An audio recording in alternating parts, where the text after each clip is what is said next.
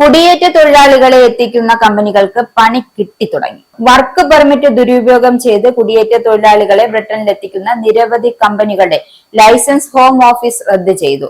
കുറഞ്ഞ വേതനം നൽകുക, ചൂഷണം നടത്തുക തുടങ്ങി നിരവധി കാര്യങ്ങൾക്കായി ഇമിഗ്രേഷൻ സിസ്റ്റം ദുരുപയോഗം ചെയ്ത സ്ഥാപനങ്ങളുടെ ലൈസൻസുകൾ റദ്ദ് ചെയ്തതായി ഹോം ഓഫീസ് അറിയിച്ചു.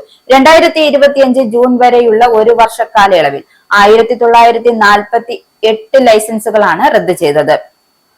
തൊട്ട് മുൻ വർഷം ഇത് 937 മാത്രമായിരുന്നു. വർക്ക് വിസ സിസ്റ്റം ദുരുപയോഗം ചെയ്ത് കുടിയേറ്റക്കാർക്ക് ബ്രിട്ടനിൽ എത്താൻ, ഇവിടെ താമസിക്കുവാനും സൗകര്യം ഒരുക്കിയതിനും ബന്ധപ്പെട്ട കമ്പനികളുടെ ലൈസൻസുകൾ റദ്ദ് ചെയ്തിട്ടുണ്ട്.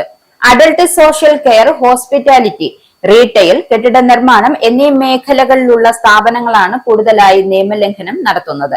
വാഗ്ദാനം ചെയ്യപ്പെട്ട ജോലി നൽകാതിരുന്നതിനും കുറഞ്ഞ വേതനം നൽകിയതിനും കുടിയേറ്റ നിയമങ്ങൾ വളച്ചൊടിക്കാൻ സഹായിച്ചതിനുമെല്ലാം ലൈസൻസ് റദ്ദാക്കിയിട്ടുണ്ട്. സർക്കാരിനും പോലീസിനും ഇടയിൽ മെച്ചപ്പെട്ട ഡാറ്റ ഇന്റലിജൻസ് പങ്കുവയ്ക്കൽ ഇത്തരത്തിൽ നിയമം ലംഘിക്കുന്ന തൊഴിലുടമകളെ കണ്ടെത്താൻ സഹായകരമായിട്ടുണ്ട് എന്നും സർക്കാർ വൃത്തങ്ങൾ പറയുന്നു.